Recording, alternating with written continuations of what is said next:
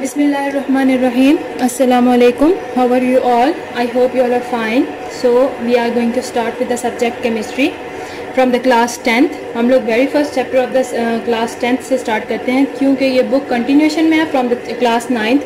So वहाँ पे हम लोग 8 chapters क्योंकि already complete कर चुके हैं, इसीलिए अब हम लोग बात करते हैं chapter 9 से. That is the very first chapter of the class 10th book. That its name is chemical equilibrium. Chemical equilibrium आप लोग chemistry से पहले ही वाकिफ़ हैं. अब जब आप लोग बात करते हैं किसी चैप्टर की स्टार्ट की, तो हम लोगों का मेन फोकस होता है कि सबसे पहले हम लोग ये जानें, ये अंडरस्टैंड करें कि उस चैप्टर का टॉपिक, उस चैप्टर की हेडिंग हमें कहना क्या जा रही है.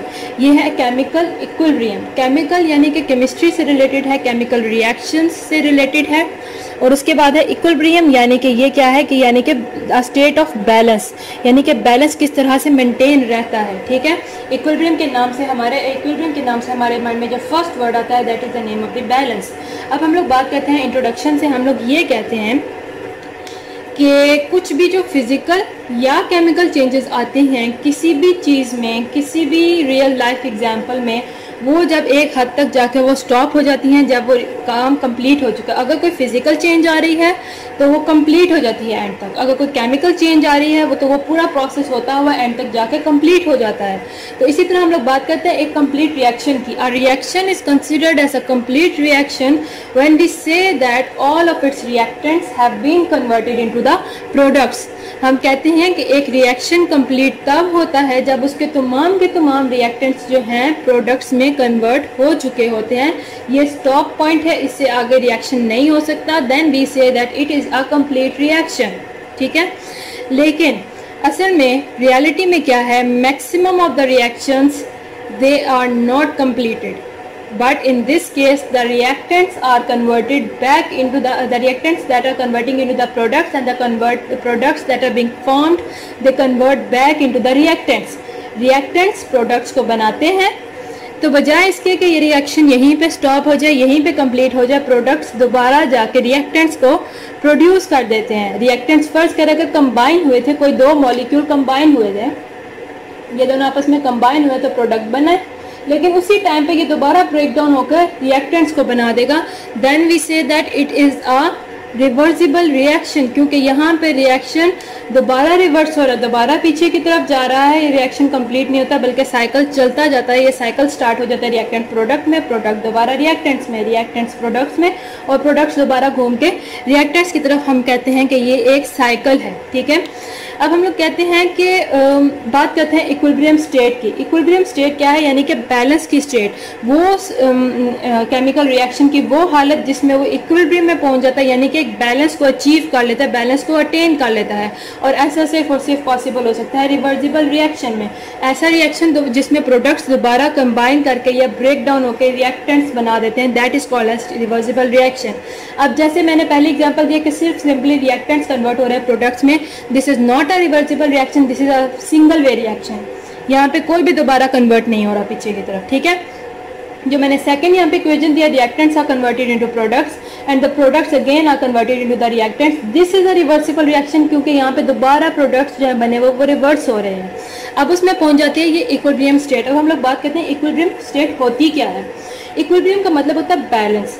और ये क्या है कि जब, जैसे मैंने आपको सिंपल सी बात बताई है, जैसे रिएक्टेंट्स हमारे पास, ठीक है, फॉर एग्जांपल अगर हमारे पास 4 मॉलिक्यूल्स हैं रिएक्टेंट्स के, ठीक है, और ये कंबाइन होकर प्रोडक्ट्स बनाते हैं. फॉर एग्जांपल कह लें कि अगर आप ये कह लें चले इसके पास 6 मॉलिक्यूल्स हैं और ये कंबाइन होकर प्रोडक्ट मॉलिक्यूल बना रहे हैं 4.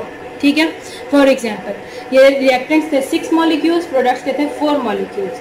इन्होंने पहले ये 6 ब्रेक डाउन होकर प्रोडक्ट हो गए, 4 बन गए. ठीक है. That is a forward reaction. दोबारा प्रोडक्ट में से रिएक्टेंट बन रहे हैं, that is a reverse reaction. अब इक्विलिब्रियम स्टेट कब आती है कि जब आप लोग केमिकल रिएक्शन के दौरान, रिवर्सिबल रिएक्शन के दौरान नंबर ऑफ रिएक्टेंट्स को बार बार चेक करें और बार बार उनका हमें नंबर 6 ही मिल रहा है उनके मॉलिक्यूल्स का, और अगर आप number of molecules of products check करें हमें बार बार 4 ही मिल रहा है. तो हम देखने में ये कह सकते हैं कि रिएक्टेंट 6 से चेंज ही नहीं हो रहे हैं, प्रोडक्ट्स 4 से बढ़ ही नहीं रहे हैं. इसका मतलब कि रिएक्शन यहीं पर स्टॉप हो चुका है, ये आगे चल ही नहीं रहा है, रिएक्शन रुक चुका है. लेकिन दर हकीकत असल में जो रिएक्टेंट्स हैं जैसे ही वो प्रोडक्ट्स में बनते हैं उसी टाइम, सेम टाइम पे प्रोडक्ट्स दोबारा ब्रेक डाउन होकर या कंबाइन होकर रिएक्टेंट्स में बन जाते हैं. यानी कि यहाँ पे नंबर ऑफ रिएक्टेंट्स और नंबर ऑफ प्रोडक्ट्स सेम रह रहे हैं, यानी कि रिएक्टेंट्स का नंबर ऑफ रिएक्टेंट मॉलिक्यूल्स अगर आप 4 बजे चेक कर रहे हैं तो भी 6 है, अगर आप 4:30 पे चेक करें then also it is 6 same. इसी तरह प्रोडक्ट्स भी डिफरेंट टाइम इंटरवल पे सेम रह रहे हैं, number of products of number of molecules of product. तो हम कहते हैं कि ये वाली स्टेट जो है इक्विलिब्रियम स्टेट है। ये एक ऐसी स्टेट है जहाँ पे दिखने में तो आपको लग रहा है कि वो स्टेट स्टॉप हो चुकी है, ये रिएक्शन यहीं पे स्टॉप हो चुका है, ना रिएक्ट मजीद प्रोडक्ट में बन रहे हैं ना प्रोडक्ट मजीद रिएक्टेंट में बन रहे हैं, लेकिन दर हकीकत वो अंदर अंदर चेंज हो रहे हैं, रिएक्टेंट प्रोडक्ट में भी बदल रहे हैं, प्रोडक्ट रिएक्टेंट में भी बदल रहे हैं, लेकिन वो ऐसे बदल रहे हैं कि जैसे ही रिएक्टेंट टूटेगा और प्रोडक्ट बनाएगा उसी टाइम प्रोडक्ट टूट के रिएक्टेंट बना देगा, यानी कि यहाँ पे नंबर उनके मॉलिक्यूल्स का चेंज नहीं हो रहा होता है। आप सीधी सी एग्जांपल लेते हैं, हम इसको मजीद सिंपल अल्फाज में समझाती हूँ। हम अपनी डेली लाइफ की एग्जांपल लेते हैं। हम कहते हैं कि हमारी जो एटमॉस्फेयर है उसमें ऑक्सीजन की और कार्बन डाइऑक्साइड की जो अमाउंट है वो फिक्स है, वो चेंज नहीं होती। आज से 10 साल पहले भी देख लें, आज से 10 साल के बाद भी देख लें, ठीक है, आज भी देख लें। अब क्यों है ऐसा? क्योंकि ये भी एक रिवर्सिबल रिएक्शन है। कैसे कि आपको पता है कि जो लिविंग थिंग्स हैं, जैसे कि फॉर एग्जांपल मैन है, वो ऑक्सीजन को यूज़ करते हैं, अपनी बॉडी में कंज्यूम करते हैं, तो इसका मतलब हमें ये कहना चाहिए कि ऑक्सीजन जो है उसकी अमाउंट कम हो जाएगी एटमॉस्फेयर में से, लेकिन ऐसा नहीं है, क्योंकि उसी टाइम सेम टाइम पे प्लांट्स मजीद ऑक्सीजन प्रोड्यूस कर देंगे। तो जो ऑक्सीजन कम हुई थी वो क्या हो रही है, उतनी ऑक्सीजन दोबारा बन रही है।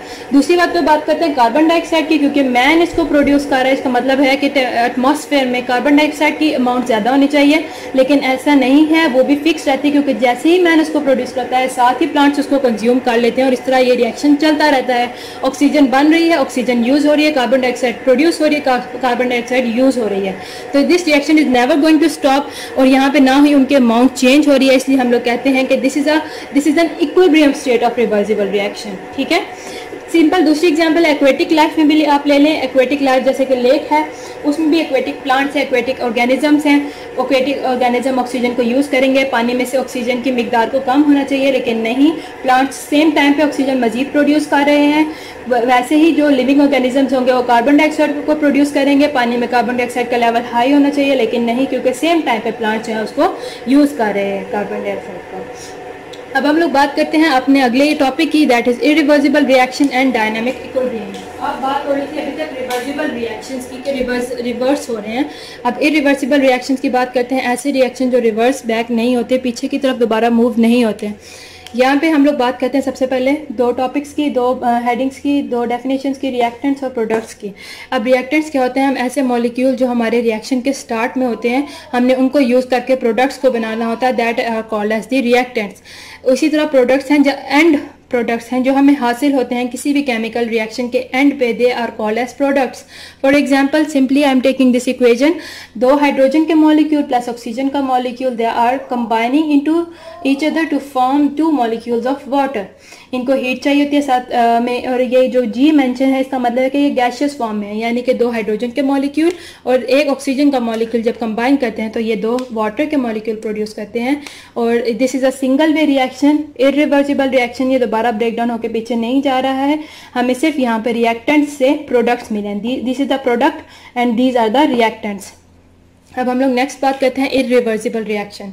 ऐसा रिएक्शन जो दोबारा बैकवर्ड मूव नहीं करेगा, जिसमें दोबारा से प्रोडक्ट्स रिएक्टेंट्स में कन्वर्ट नहीं होंगे, that reaction is called as an irreversible reaction. ऐसा रिएक्शन जो दोबारा पीछे की तरफ नहीं जाएगा, यानी कि नहीं जाएगा पीछे, रिवर्स नहीं होगा।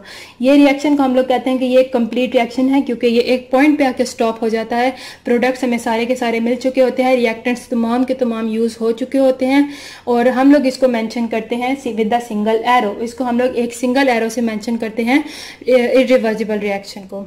नेक्स्ट टाइप है रिएक्शन की, दैट इज रिवर्सिबल रिएक्शंस। ऐसे रिएक्शन जो कभी भी कंप्लीट नहीं होते। कंप्लीट ना होने का मतलब है कि जैसे ही रिएक्टेंट से प्रोडक्ट बनेंगे, प्रोडक्ट दोबारा टूट के रिएक्टेंट्स में कन्वर्ट हो जाएंगे और रिएक्टेंट्स दोबारा प्रोडक्ट्स में बनेंगे, यानी कि यहाँ पे कहीं पे भी कोई स्टॉप नहीं है कि हम ऐसा नहीं कह सकते कि रिवर्सिबल रिएक्शन में तमाम के तमाम जो रिएक्टेंट्स हैं वो टूट के या कंबाइन होकर प्रोडक्ट्स में कन्वर्ट हो चुके हैं और आगे रिएक्शन नहीं होगा। ऐसा नहीं है, बल्कि यहाँ पे ये एक साइकिल है जो चलती जा रही है, और इसको हम लोग मेंशन करते हैं। इसको जो इरिवर्सिबल रिएक्शन है वो सिंगल एरो के साथ, जो रिवर्सिबल रिएक्शन है उसको हम लोग शो करते हैं विद द डबल एरो। उसको डबल हेडेड एरो के साथ हम लोग शो करते हैं। जब आप लोग आगे चल के देखेंगे जहाँ पे डबल हेडेड एरो आ रहे हैं वहाँ इसका मतलब कि आप खुद ही अंडरस्टैंड कर लेंगे कि ये एक रिवर्सिबल रिएक्शन है, और जहाँ पे सिंगल एरो आ रहा है इसका मतलब है कि ये एक इरिवर्सिबल रिएक्शन है। अब हम लोग बात करते हैं एग्जाम्पल से स्टार्ट करते हैं। सबसे पहले हम लोगों ने एग्जाम्पल लिया हाइड्रोजन की और आयोडीन की, जो मिल के बनाएंगे हाइड्रोजन आयोडाइड। अब हमने ये एग्जाम्पल क्यों लिया है, क्योंकि हमें अपने रिएक्शन को अंडरस्टैंड करने के लिए कि कब रिएक्टेंट्स यूज होकर प्रोडक्ट्स में बन रहे हैं और कब प्रोडक्ट्स दोबारा से रिएक्टेंट्स में ब्रेक डाउन हो रहे हैं, हमें कुछ ऐसी प्रॉपर्टी चाहिए थी अपने रिएक्शन की जो विजिबल हो सके, जिसको हम लोग देख सके। तो इसमें यहाँ पे ये है कि हमारी जो हाइड्रोजन गैस है, जो रिएक्टेंट है, that is one of the reactants, वो कलरलेस है। आयोडीन गैस है, it is also one of the reactants that is purplish in colour, ये पर्पल कलर की होगी। सिमिलरली अगर हम लोग बात करते हैं हाइड्रोजन आयोडाइड की, जो प्रोडक्ट बनेगा दैट इज कलरलेस। अब हम लोग पहले रिएक्शन की we will start from the very first reaction. यहाँ पे क्या है, hydrogen gas plus iodine gas जो पर्पल कलर की है। जब इनको ये ट्रायंगल है, इसका मतलब है कि यहाँ पे हीट प्रोवाइड हो रही है। जब इनको हीट प्रोवाइड की जाती है तो that forms 2 molecules of hydrogen iodide, और यहाँ पे जो प्रोडक्ट है that is colourless in nature, इसका कोई कलर नहीं है। ठीक है, इसका मतलब ये हुआ कि जब आयोडीन हाइड्रोजन के साथ मिलेगी, आयोडीन यूज हो चुकी है तो उसका कलर पर्पल कलर फेड हो चुका है, वो हाइड्रोजन आयोडाइड बनाएगी जो कलरलेस है। जब आपको पास आपके फ्लास्क में पर्पल कलर की गैस खत्म हो चुकी है, आप सीधा सीधा ये मतलब बता सकते हो कि यहाँ पे जो रिएक्टेंट्स आपस में रिएक्ट होके प्रोडक्ट्स बना चुके हुए हैं। That is called as a forward reaction. Forward reaction वो रिएक्शन होता है जिसमें दो रिएक्टेंट्स, दो या जितने भी रिएक्टेंट्स हैं, कंबाइन होकर डिकम्पोज जो भी उन्होंने होना है वो होकर प्रोडक्ट्स में चेंज हो चुके हुए हैं, reactants into the products. This is a forward reaction, यानी कि reactants are changing into the products, this is a forward reaction. अब हम लोग अगली बात करते हैं रिवर्स रिएक्शन की। रिवर्स रिएक्शन वो है कि ऐसा रिएक्शन जिसमें products are again changing back to the reactants. मैंने ये इक्वेशन दोबारा लिखी है, that is similar to this one. ठीक है, that is similar to this is similar to this one, but यहाँ पे reactants are return after the product. यहाँ पे प्रोडक्ट क्या करता है, दोबारा ब्रेक डाउन, जब उसको हीट मिलती है वो दोबारा ब्रेक डाउन होता है into the reactants hydrogen and iodine. अब यहाँ पे देखें, अब आपको कैसे पता चलेगा कि ये रिवर्स रिएक्शन हो रहा है, क्योंकि यहाँ पे हाइड्रोजन आयोडाइड का कोई कलर नहीं था, जब वो दोबारा से ब्रेक डाउन होता है आयोडीन में तो वो दोबारा कलर पर्पलिश कलर शो कर देगा। इसका मतलब कि आपको अंदाजा हो जाएगा कि ये रिएक्शन बैकवर्ड यानी कि रिवर्स रिएक्शन हो चुका हुआ है। हाइड्रोजन आयोडाइड दोबारा ब्रेक डाउन हो चुका है इनटू हाइड्रोजन और आयोडीन गैस। जब पर्पल कलर आपको वाजिया होगा तो इसका मतलब कि रिवर्स रिएक्शन हो चुका हुआ है। अब जब फॉरवर्ड और रिवर्स रिएक्शन इकट्ठे लिखे जाते हैं, यानी कि ये दोनों ऐसे इकट्ठे लिखे जाते हैं, यानी कि hydrogen gas plus iodine gas will give two hydrogen iodide gas, तो हम इसको शो करते हैं डबल हेडेड एरो से। डबल हेडेड एरो से शो करने का मकसद है, इसका मतलब है कि ये रिएक्शन फॉरवर्ड भी है और रिवर्स भी है। इसका मतलब कि this is a reversible reaction, ये रिवर्स भी हो रहा है, बार बार जिस तरह आगे को मूव कर रहा है सेम उसी तरह से पीछे की तरफ जा रहा है। हम जब फ्लास्क में लेते हैं अपनी hydrogen gas, this is colourless, and iodine gas that is coloured purple coloured, और इसको हीट प्रोवाइड करेंगे तो ये बन जाएगी 2 हाइड्रोजन आयोडाइड में, हाइड्रोजन आयोडीन के मॉलिक्यूल्स में। और जब ये आपस में कंबाइन होते हैं, हाइड्रोजन और आयोडीन जब आपस में कंबाइन होंगे, ये वाला जो रिएक्शन है that is called as a combination reaction, यानी कि they are combining with each other. Similarly जब ये हाइड्रोजन आयोडाइड का मॉलिक्यूल ब्रेक डाउन होगा इनटू हाइड्रोजन एंड आयोडीन, तो ये this is a decomposition reaction because here the molecules are breaking down into the simpler molecules जिनसे वो बने थे। Larger molecule is breaking down into the simpler molecules, तो ये decomposition है। ये वाली जो स्टेट होगी यहाँ पे ये कलरलेस है, यहाँ पे आपको अपने फ्लास्क में कोई भी कलर नहीं शो होगा। ये वाली जो स्टेट है यहाँ पे आपको purple colour of iodine show होगा। यहाँ पे भी हीट चाहिए, फॉरवर्ड रिएक्शन में भी हमें हीट चाहिए, रिवर्स रिएक्शन में भी हीट चाहिए, लेकिन ये रिएक्शन तभी रिवर्सिबल होगा जब हमने अपनी फ्लास्क को एयर टाइट किया होगा। अगर हमारी फ्लास्क ओपन है तो हाइड्रोजन और आयोडीन गैस एस्केप हो गई, यहाँ से हाइड्रोजन आयोडाइड गैस एस्केप हो गई, और इन्वायरमेंट में वो एक दूसरे के साथ रिएक्ट नहीं करते, हम इनको क्लोज इन्वायरमेंट देनी पड़ती है, तो तभी ये रिवर्सिबल रिएक्शन आप ऑब्जर्व कर सकते हैं। सेकेंड हमारे पास एग्जाम्पल है CaO plus CO, calcium oxide plus carbon dioxide, तो ये कैल्शियम कार्बोनेट बना देता है। Calcium oxide is a solid, carbon dioxide is a gas, and calcium carbonate is a solid. अब हम लोग क्या करते हैं कि इसमें भी हीट चाहिए और इसमें भी, ये this is a reverse reaction and this is a forward reaction. अब हम लोग क्या करते हैं, कैल्शियम कार्बोनेट को लेते हैं, उसको हम लोग हीट करेंगे तो ये बनेगा calcium oxide plus carbon dioxide. Calcium oxide और कार्बन डाइऑक्साइड, लेकिन यहाँ पे क्योंकि हमारी फ्लास्क जो थी वो एयर टाइट नहीं थी, कार्बन डाइऑक्साइड के ये सॉलिड है, calcium oxide is a solid, ये भी सॉलिड है, जब इसको हीट किया तो इसमें से गैस निकलेगी CO2। जब हमने इसको एयर टाइट नहीं रखा तो इसका मतलब ये है कि यहाँ से जितनी भी कार्बन डाइऑक्साइड गैस प्रोड्यूस हुई थी that has been escape into the environment, वो हमारी एनवायरनमेंट में एस्केप हो चुकी है, तो अब ये रिएक्शन दोबारा हो नहीं सकता।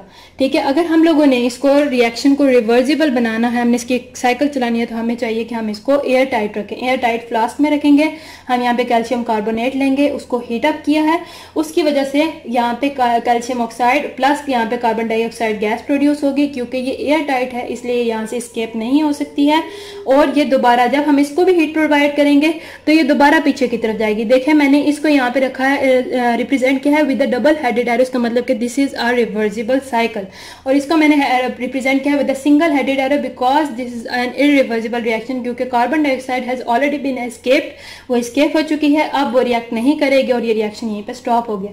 जबकि ये वाला रिएक्शन स्टॉप नहीं होगा, क्योंकि जैसे ही ये दोनों बने हैं ये दोनों फिर से कंबाइन होंगे, फिर से कैल्शियम कार्बोनेट बना देंगे, ये फिर से ब्रेक डाउन होगा इनटू इट्स रिएक्टेंट्स और प्रोडक्ट्स, और ये फिर इस तरह से साइकिल चलती रहती है। ठीक है, आप लोग सिंपली ये ले कैल्शियम कार्बोनेट सॉलिड फॉर्म में, इसको हीट अप किया तो calcium oxide plus carbon dioxide, और इनको हीट अप किया तो ये दोबारा से चेंज हो जाते हैं कैल्शियम कार्बोनेट में।